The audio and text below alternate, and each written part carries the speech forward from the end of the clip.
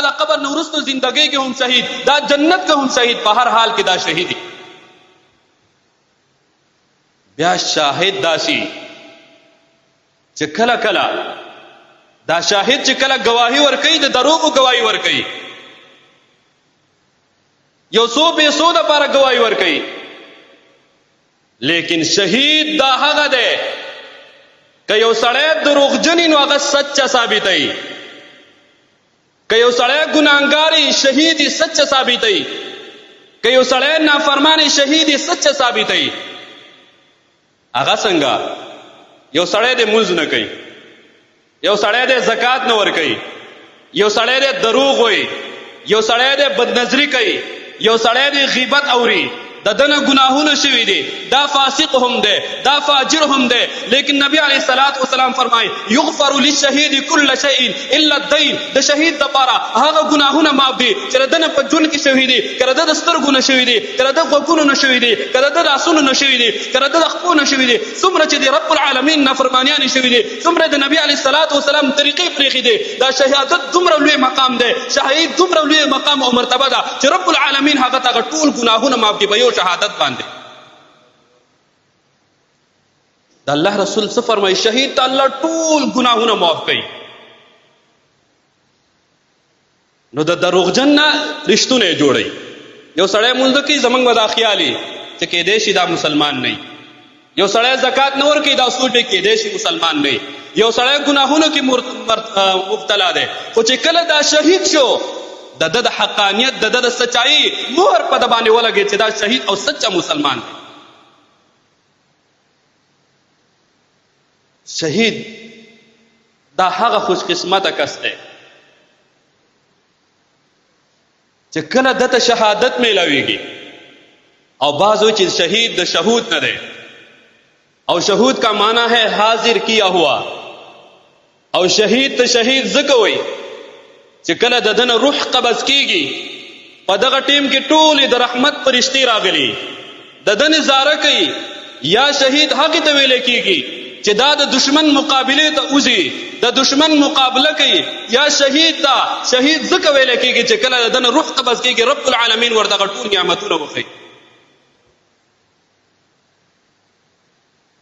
د شهید په وینه، د وینې په اولنۍ قطره باندې رب العالمین دغه کس ټول ګناهونه معاف کوي. دوه قطرې داسې دي چې هغه الله ته ډېرې زیاتې خوښې دي، الله ته ډېرې زیاتې محبوبې دي. یو هغه قطره د وینو ده چې هغه د شهید د بدن نه کومه وینه وځي، که هغه یو قطره هم ولې نه رب العالمین ته هغه خوښه ده. او دغه شهید دنه چې کله روح قبض کیږي، دته دومره درد وي، دته دومره تکلیف وي، دا دومره خفګان کی لکه څنګه چې یو میږی سړی اوچچي او هغه میږي چې چلو باندې هغه کس ته څومره تکلیف وي، دغه شانتې شهید چې کله شهید کېږي هغه ته دغه شانتې تکلیف وي.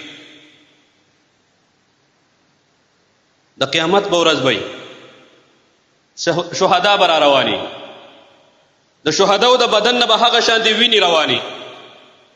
هغه شهیدان به څوک داسي چې د چا په باره کې به د مکې ځمکه ګواهي ورکوي، د چا د شهادت په باره کې به د جنگ بدر ځمکه ګواهي ورکوي، د چا د شهادت په باره کې به د جنگ احد ځمکه ګواهي ورکوي، د چا د شهادت په باره کې به غزوه تبوک گواهی ورکي، د چا د شهادت په باره کې به غزوه خندق گواهی ورکي، د چا د شهادت په باره کې به مسجد نبوي گواهی ورکي، د چا د شهادت په باره کې به د قرآن پاڼې گواهی ورکي، د چا د شهادت په باره کې به د کربلا ځمکه گواهی ورکي. دا هغه شهادت دی چې هغه شهادت لپاره د هر کس تمنا او آرزو وي. چا به خپل سرونه لاس کې راخیستي را روان وي، چا به خپل ټوکړې ټوکړې جسم راخیستی را روان وي. رب العالمین ته به وایي الله جسم دې را کړی و، ښایسته ښکلې ځواني دې را کړې وه، شباب و نوجواني وه، زما خواهشات و زما ارزوګانې وې، زما ارمانونه او زما تمناګانې وې.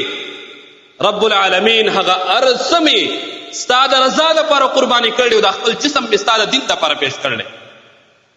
د دغې د بدن او جسم نه هلته به دغه وینه روانې، لیکن رنګ به د وینې دغه وینې نه به خوشبو روانې، او خوشبو د مشکو به روانې او دا مشکو خوشبو دا د هغه د شهادت ګواهي ورکوي. د علماو یو مقام دی،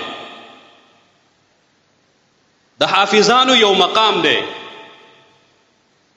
علما به جنت ته لاړ شي، د هغوی ځان له فضیلت، ځان له مقام او مرتبه ده.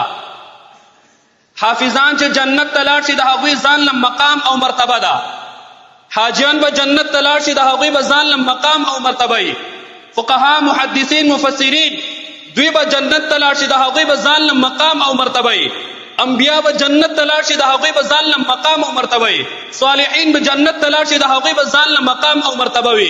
لیکن شهیدان چې کله جنت ته لاړ شي، رب العالمین به د هغوی نه تپوس کوي چې ای شهداو، تاسو زما د دین دپاره قرباني ورکړله، تاسو ته د کوم نعمتونو کمی ده؟ دوی به وفرمایي یا رب العالمین موږ ته هر قسم نعمتونه میلاو دي. الله موږ ته خو هغه نعمتونه میلاو دي چې زموږ وهم او ګمان کې نو.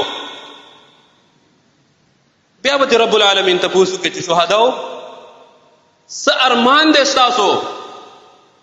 ځکه یو کس چې شهید کیږي د الله د دین دپاره، هغه په سینه کې ډېر ارمانونه دفن کړي، هغه ډېر ارمانونه پرېږدي، د هغه هم خواهشات دي، د هغه هم ارزوګانې، د هغه هم ارمانونه وي، لیکن هغه ټول ارمانونه شاته وغورځوي، د رب العالمین دین مخې ته کړي.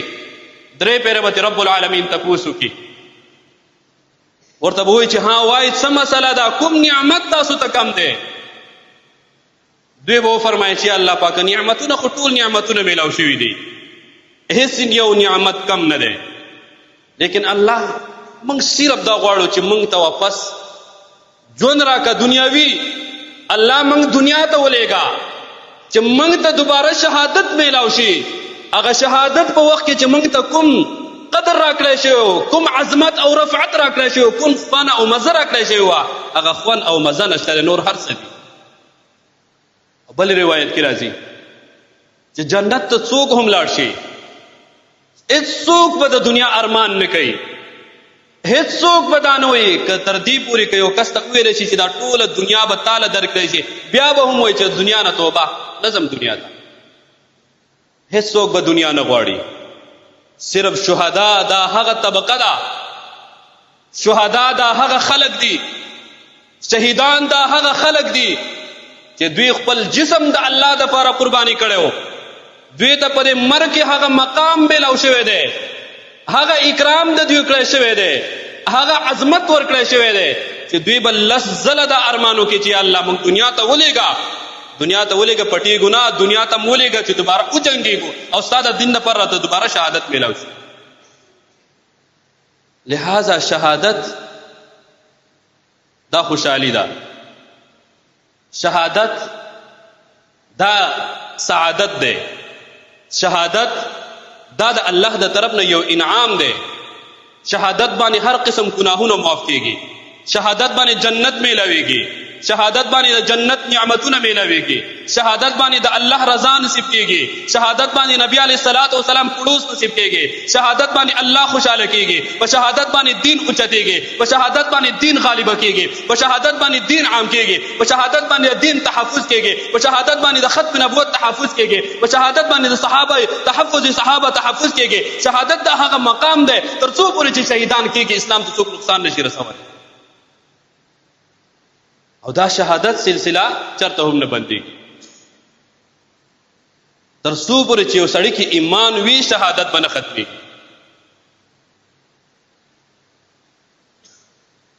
لہذا محترمو دا دین چې نن موجود دی، چې کله موږ تاریخ د اسلام تاریخ وګورو، د دې اسلام دپاره ډېرو صحابه کرامو خپلې وینې ورکړي، د دې اسلام د تحفظ دفاع دپاره د پیغمبر انقلاب صلی الله علیه وسلم مبارک وینې پکې لګېدل دي. د اسلام دپاره د پیغمبر انقلاب صلی الله علیه وسلم مخ مبارک زخمی شوی دی. د اسلام دپاره صحابو وینې ورکړي، د اسلام دپاره صحابو خپل کورونه پریښي دي، د اسلام دپاره صحابو خپل بچي ورکړي، د اسلام دپاره صحابو خپل والدین قرباني کړي، خپل ورونه قرباني کړي. د اسلام دا هغه دین دی، دا هغه اسلام دی چې دې کې د نبی علیه الصلاۃ والسلام پاک وینه لګېدله. دا هغه دین دی چې د پیغمبر انقلاب صلی الله علیه وسلم نصیب کې شهیدان شوي دي. دا هغه دین دی چې نبی علیه الصلاۃ والسلام نسب، دا هغه سلسله، دا هغه اهل او دا هغه اهل بیت پکې خپل ویني ورکړي. حضرت حسین رضی الله تعالی عنہ ته وګورئ، هغه خوش قسمت انسان چې کله پیدا شو په یو غوږ کې ورته اذان د الله رسول کوي، په بل غوږ کې ورته اقامت د الله رسول کوي. د دې نه نوره غټه خوش قسمتي څه شی کېدی شي چې اقامت هم ورته د الله رسول، اذان هم د الله رسول، د توحید اعلان، د رسالت اعلان، आवाज د پیغمبر انقلاب او غوږونه د حضرت حسین رضی الله تعالی عنه دي. او بیا ورته په دغه خوله کې د نبی علیه الصلاۃ والسلام مبارک لاړې دي، د هغه د سعادت دپاره دا هم کافي ده. او بیا ورسره دومره مینه او دومره محبت. وایي ورځ نبی علیه الصلاۃ والسلام خطبه ورکوي، حضرت حسن او حضرت حسین رضی الله عنهما را روان دي، ماشومان دي، که چې کله مسجد ته راځي نو هغې راتلی نشي، غورځېږي او پاڅېږي، غورځېږي او پاڅېږي. پیغمبر انقلاب صلی الله علیه وسلم ته مخامخ صحابه کرام ناست دي، او د صحابه کرامو لپاره د الله د رسول صرف یو اشاره کافي وه چې صرف اشاره یې ورته کړی چې حسن او حسین را روان دي. لیکن نبی علیه الصلاۃ والسلام مینې او محبت ته وګوره چې څومره مینه او محبت یې وه. نبی علیه الصلاۃ والسلام ابوبکر ته آواز نه کوي، عمر فاروق ته آواز نه کوي، عثماني غنی ته آواز نه کوي، علی المرتضی ته آواز نه کوي، بل یو صحابي ته آواز نه کوي. نبی علیه الصلاۃ والسلام په خپله خطبه پرېږدي او حضرت حسن او حضرت حسین رضی الله عنهما راوچتې او غېږ کې کېنیسي. یو ورځ د الله رسول امامتي کوي، امام دی، وروستو پسې صحابه کرام دي. نبی علیه الصلاۃ والسلام سجدې له تللی، سجده اوږده شوه. یو صحابي فرمایي چې زما دا سوچ راغی، ما ته دا فکر راغی چې آیا نبی علیه الصلاۃ والسلام ته څه مسله پیښه شوه، آیا د نبی علیه الصلاۃ والسلام نه روح قبض شو؟ نبی علیه الصلاۃ والسلام خو په ژوند کې په زندګۍ کې مخکې چېرته دومره اوږده سجده نه ده کړې. نن څه وجه ده چې نبی علیه الصلاۃ والسلام د سجدې نه سر نه اوچتوي؟ وایي ما وکتل نبی علیه الصلاۃ والسلام په شا باندې حضرت حسین رضی الله تعالی عنه ناست دی. وروسته نبی علیه الصلاۃ والسلام سلام وګرځو، صحابه یې تپوس کوي، هغه فرمایي وایي حضرت حسین رضی الله تعالی عنه زما په شا باندې لاس او لوبې کولې، ما داسې نه کول، ما چې داسې نه وغورځېږي او تکلیف ورته میلاو شو. څومره مینه وه، څومره محبت یې ورسره. یو ورځ را روان دی حضرت حسین رضی الله تعالی عنه، نبی علیه الصلاۃ والسلام ځان ته رانږدې کړو. نبی علیه الصلاۃ والسلام په خپو باندې خپې کښودې، داسې لاسونو نه یې نیولې راوچتې راوچتې. حضرت حسین رضی الله تعالی عنه خپې د نبی علیه الصلاۃ والسلام خېټې ته راورسېدې، بیا یې سینې ته راورسېدې. نبی علیه الصلاۃ والسلام دغه شانتې اوچت کو، خلکو ته یې وښوده چې حضرت حسین رضی الله تعالی عنه هغه انسان دی، هغه شخصیت دی چې خپې د حضرت حسین او سینه د نبی علیه الصلاۃ والسلام. لہذا دغه خاندان قرباني ورکړه. د صحابو سره مینه دا ضروری ده، د اهل بیت سره مینه دا ضروری ده، دا د ایمان جز دی. چې څنګه د نبی علیه الصلاۃ والسلام سره مینه کې محبت کې، دغه شانتې به د نبی علیه الصلاۃ والسلام د آل سره مینه او محبت کې. ستا مونځ تر هغې پورې کامل نه دی، مکمل نه دی، تر څو چې په نبی علیه الصلاۃ والسلام دې درود نه ویلي، او تر څو چې په اهل بیت او د نبی علیه الصلاۃ والسلام په اولاد او نسو کړوسو دې درود نه ویلي.